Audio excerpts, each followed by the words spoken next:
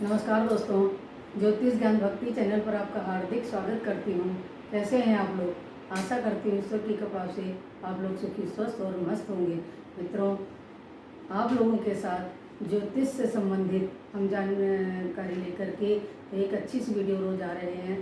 तो अगर आपको मेरी वीडियो अच्छी लगती है तो ज्योतिष ज्ञान भक्ति चैनल को सदैव देखते रहिए। तो आज हम चर्चा करेंगे। सबसे पहले तो मैं ये बता दूं कि मैंने पिछले वीडियो में आपको बताया था कि चंद्रमा अगर ये 12 राशियों पर होता है तो उसका प्रभाव व्यक्ति के जीवन पर कैसा पड़ता है। तो मैंने 12 राशियों को चंद्रमा के बारे में गणना करके बताया था। आज मैं बताऊंगी कि नक्षत्रों का कुंडली में क्या योगदान होता है और नक्षत्रों से हम क्या क्या जान सकते हैं। तो मित्रों, जैसे राशियां, भाव और उनके स्वामी ये आवश्यक हैं कुंडली देखने के लिए, फलित करने के लिए, उसी प्रकार नक्षत्रों का ज्ञान होना भी आवश्यक है। अगर नक्षत्रों का ज्ञान नहीं होगा तो फिर कुंडली का सही विश्लेषण नहीं हो सकता है, क्योंकि चंद्रमा जिस नक्षत्र में होता है उसी नक्षत्र के अनुसार व्यक्ति के जन्म के समय नक्षत्र से नाम निकाला जाता है। जो पहला अक्षर नाम का होता है वो चंद्रमा जिस नक्षत्र में होता है उस नक्षत्र के नाम से उस जातक का नाम जो राशि का होता है वो निकाला जाता है। तो इसीलिए, और दूसरा, ये जो महादशाएं होती हैं वो भी नक्षत्र से ही मालूम की जाती हैं कि चंद्रमा किस राशि में और किस नक्षत्र में बैठा हुआ है और किस ग्रह की महादशा चल रही है। तो मित्रों, ज्योतिष में 27 नक्षत्र बताए गए हैं कि 27 नक्षत्र होते हैं और 27 नक्षत्रों को इन 12 भागों में विभाजित किया। जो राशियां हैं हमारी मेष से लेकर के मीन तक, तो ये 12 राशियों में विभाजित किया गया है। और 27 नक्षत्र, तो इनको 27 नक्षत्रों को 3 भागों में विभाजित किया गया है। पहले मेष से लेकर के कर्क तक एक पार्ट हो गया, इसमें 9 नक्षत्र आते हैं। इसके बाद सिंह से लेकर वृश्चिक तक 9 नक्षत्र आते हैं और इसके बाद में धनु से लेकर के और मीन तक उसमें 9 नक्षत्र आते हैं। तो जो हमारे 27 नक्षत्र हैं उनको जिस 3 भागों में राशियों को विभाजित किया गया है, उसी प्रकार से नक्षत्रों को भी 3 पार्ट में विभाजित किया गया है। तो पहले जो नक्षत्र आता है मेष राशि में, तो मेष राशि में कौन सा नक्षत्र होगा। मित्रों, आपको ये बताना चाहती हूँ कि जो हमारे नक्षत्र होते हैं, तो जैसे 30 डिग्री की हमारी राशि होती है, ये कोई भी राशि यहाँ पर आपकी हो सकती है, तो ये हमारी 30 डिग्री की राशि होती है। तो 30 डिग्री तक हमारा जो ग्रह है वो भोग करता है राशि का, और नक्षत्र भी 30 डिग्री तक एक राशि का भोग करने के बाद में फिर अगली राशि में जब चंद्रमा प्रवेश करता है तब दूसरी राशि प्रारंभ हो जाती है और दूसरा नक्षत्र भी शुरू हो जाता है। तो जातक के जन्म के समय चंद्रमा जिस राशि में होगा, जिस नक्षत्र में होगा, उसी की महादशा में, स्वामी की महादशा में जातक का जन्म होता है और वो महादशा जन्म की कहलाती है। तो मैं आज बताना चाहूँगी कि जो हमारे 27 नक्षत्र हैं उसमें आज मैंने 9 नक्षत्रों का विभाजन लिया हुआ है, क्योंकि 3 भागों में नक्षत्रों को विभाजित किया गया है।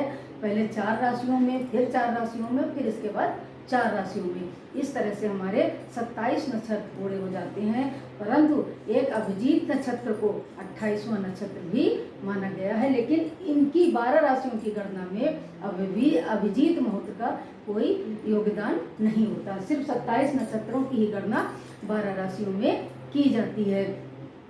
तो मैं आप 27 जो नक्षत्र है,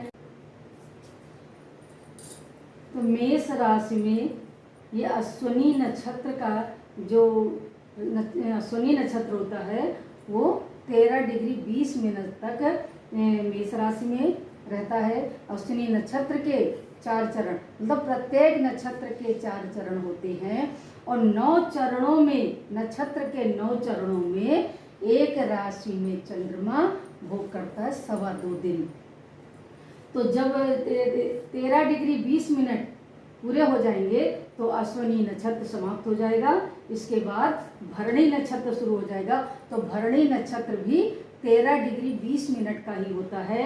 तो इसके बाद में फिर 13 डिग्री जब 20 मिनट हम जोड़ लेंगे तो ये 26 डिग्री 40 मिनट का ये हमारी दूसरा नक्षत्र हो जाएगा।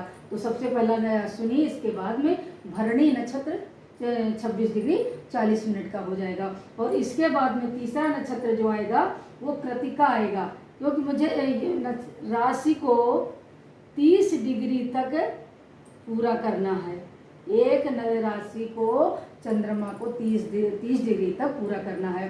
तो ये 13 डिग्री, फिर भरणी का 13 डिग्री 26-40 हो गया, और फिर 3 डिग्री 20 मिनट। तो कृतिका का एक चरण, तो 9 चरण नक्षत्र के मिला करके एक राशि चंद्रमा भोग कर लेता है, फिर अगली राशि में प्रवेश करता है।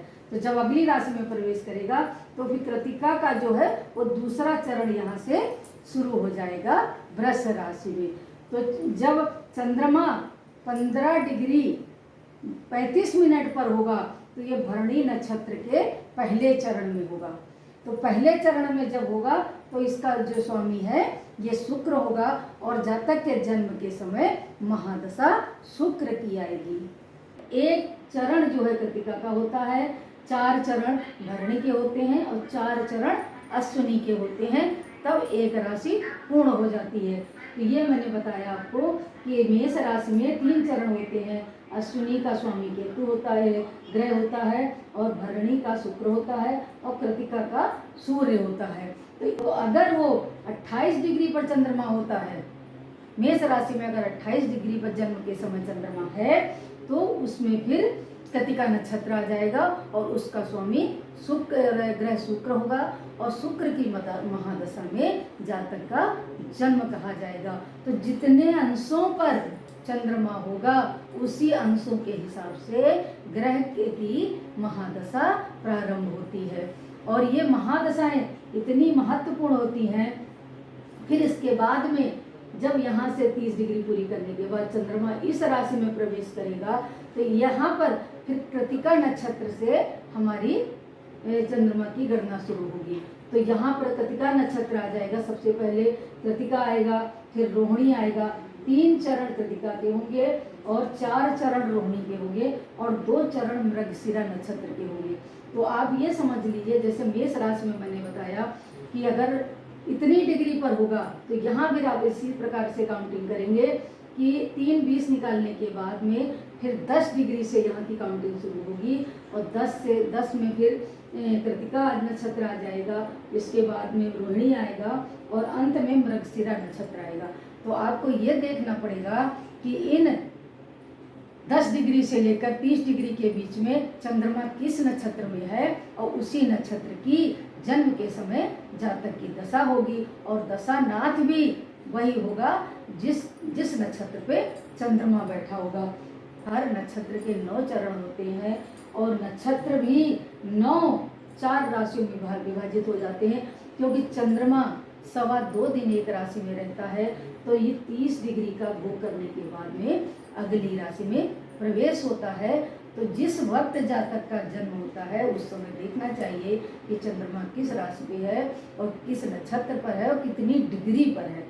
अगर आपको ये ज्ञान हो जाएगा तो आपको दशा निकालना आसान हो जाएगा और फलित करना भी सरल हो जाएगा। तो मित्रों, सबसे पहले तो ये बताना चाहती हूँ कि अगर दशानाथ का ज्ञान नहीं होगा तो आपके अब जन्म के समय का नामकरण भी कठिन हो जाता है, उसका नाम निकालना भी असंभव हो जाता है कि जन्म के समय पर चंद्रमा के नक्षत्र से जातक का नाम पहला अक्षर कौन सा आएगा, तो ये भी जानना जरूरी है। इसके बाद फिर यहाँ पर मृगशिरा के 2 नक्षत्र हो जाएंगे, फिर आद्रा के 4 नक्षत्र हो जाएंगे, तो 4 और 2 6, फिर 3 नक्षत्र हो जाएंगे पुनर्वसु के। 3 नक्षत्र यहाँ पर पुनर्वसु के हो जाएंगे। तो हर नक्षत्र राशि में आपको ये देखना है कि 30 डिग्री पूरी करने के बाद चंद्रमा आगे बढ़कर अगली राशि में आता है और चंद्रमा किस राशि किस नक्षत्र पर है, कितनी डिग्री पर है, इससे आपको नक्षत्र का और नक्षत्र के ग्रह का भी पता चल जाएगा। तो आपको दशा निकालना बहुत आसान हो जाएगा। इसके बाद में जब कर्क राशि में आएंगे तो कर्क राशि में एक चरण पुनर्वसु का होगा, 4 चरण पुष्य के होंगे और 4 चरण आश्लेषा नक्षत्र के होंगे। तो हमने आपको बताया मेष से लेकर के कर्क राशि तक 9 नक्षत्र पूरे हो जाते हैं, 9 नक्षत्र पूरे हो जाते हैं और एक राशि में 9 चरण चंद्रमा पूरा करता है, फिर अगली राशि में प्रवेश करता है। फिर यहाँ जब 30 डिग्री 9 चरण पूरे कर लेता है तब अगली राशि में चंद्रमा प्रवेश करता है। फिर इसके बाद अगली राशि 30 डिग्री तक चंद्रमा 2.25 दिन में 9 चरणों में चल करके 9 नक्षत्र के जो चरण हैं उनमें चल करके और अपनी आगे की यात्रा करता है और उसी के हिसाब से महादशा निकाली जाती है।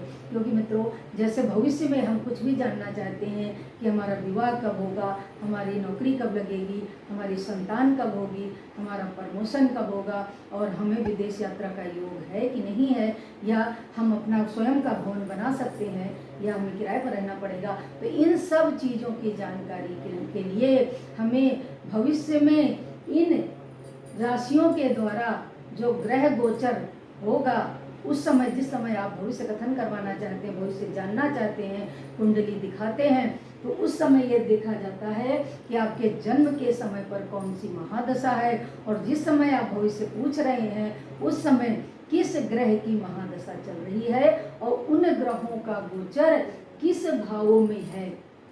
ये मैंने आपको बताया है कि किस भाव से क्या विचार किया जाता है।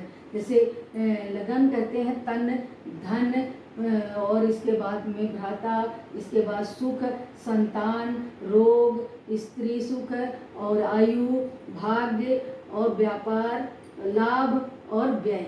तो ये सब चीज़ें 12 भाव में हमें देखनी होती हैं। तो वो हम दशानाथ से और गोचर के ग्रहों से ये हम बता सकते हैं, सटीक भविष्यवाणी कर सकते हैं कि इस समय पर आपको ये लाभ मिलने वाला है, या आपकी शादी होने वाली है, विवाह का योग बना हुआ है, या आप विदेश जाएंगे। तो वो इन ग्रहों के द्वारा और नक्षत्रों के द्वारा ही पता लगाया जाता है। तो इसलिए ज्योतिष के हर एक सूत्र को अच्छी तरह से समझना आवश्यक है। उनके भावों को जानना चाहिए, उनके ग्रहों के तत्वों को जानना चाहिए और ग्रह किस राशि में बैठे हैं, उच्च के हैं, नीच के हैं, सुप्त अवस्था में है या जागृत अवस्था में है। ग्रहों की अवस्थाएं भी होती हैं, तो जागृत होती हैं, सुप्त होती हैं, मुदित होती हैं। तो जिस जिस ग्रह में जिस अवस्था में ग्रह बैठा हुआ है उसी के अनुसार परिणाम हमको प्राप्त होते हैं। तो ये भी जानना चाहिए। तो मित्रों आगे मैं बताऊंगी कि कर्क के बाद में सिंह राशि में जब अगला नक्षत्र आएगा तो 4 राशियों का मैंने कर दिया है कर्क तक और 9 नक्षत्रों का कर दिया। तो 9 के बाद में जब अगली 10वीं राशि नक्षत्र आएगा तो वहाँ पर संधि हो जाएगी।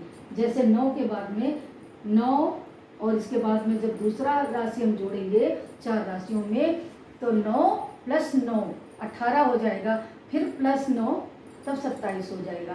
तो जब प्लस जो आता है वो संधि कहा जाता है। जैसे आपने सुना होगा कि बच्चे के जन्म के समय आप भविष्य पूछते हैं ज्योतिषी से कि मूल की दशा तो नहीं चल रही है, तो जो मूल आप देखते हैं तो वो इन्हीं नक्षत्रों के द्वारा जाना जाता है कि जातक की मूल की दशा है या सामान्य दशा है, बच्चे का ग्रह दशा कि जन्म किस ग्रह दशा में जन्म हुआ है। तो ये भी जानना जरूरी होता है और इससे आप आसानी से अपना भविष्य कथन भी कर सकते हैं। तो मित्रों फिर आगे के लिए मैं 9 नक्षत्रों की जानकारी आपको दूंगी। अभी मैंने 9 नक्षत्रों के बारे में बताया और कर्क राशि तक के बताया है, तो आप मेरे ज्योतिष को देखते रहिए।